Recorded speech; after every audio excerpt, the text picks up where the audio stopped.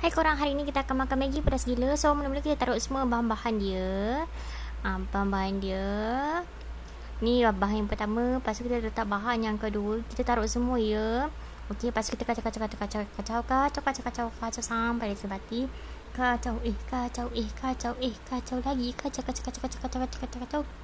Dah semput juga kacau ni. Kacau. Kita kacau lagi sampai dia sebati. Kacau lagi sampai dia sebati.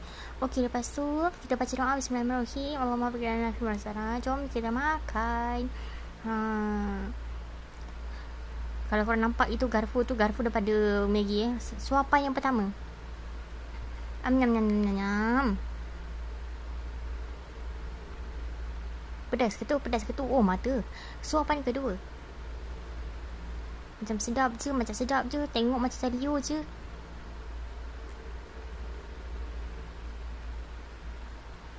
Guna garpu pula lah. Sudu dia kecil sangat. Okey, kita campak tepi sudu dia.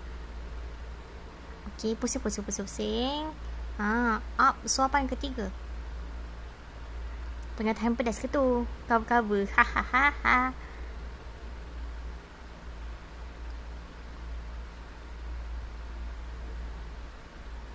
Suapan keempat.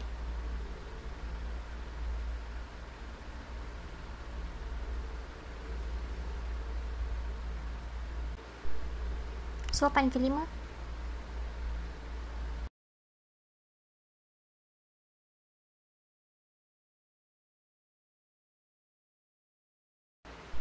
Suapan keenam. Dah pedas satu. Cuba tahan. Tahan. Tak boleh minum air ya. Banyak lagi tu. Tak nak belagak lah. Suapan ke berapa? 7. Dia tengah tahan pedas tu. Okey, cabaran kali ni dia tak boleh minum air. And then korang kalau dia berjaya untuk habiskan Maggi pedas gila tu, tengok bibir dah merah. Korang kena subscribe tu channel dia. Dan korang kena follow dia punya account TikTok. Dia tengah pedas tu sebenarnya. Cuba korang tengok dekat bibir tu. Dah merah dah tu. Mengalah je lah. Suapan keberapa pun aku tak tahu. Bila berjoget sikit. Tengah tahan pedas tu sebenarnya. Ha. Bajik lah.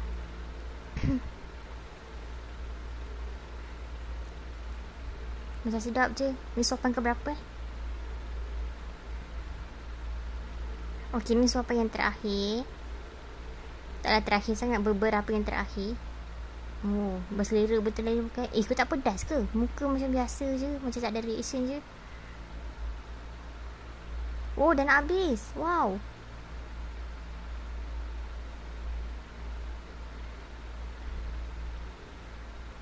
Lagi. Lagi.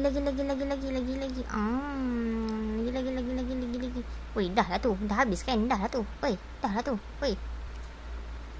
Sudah. Tak payah baca-baca. Dah habis ke? Dia dah habis.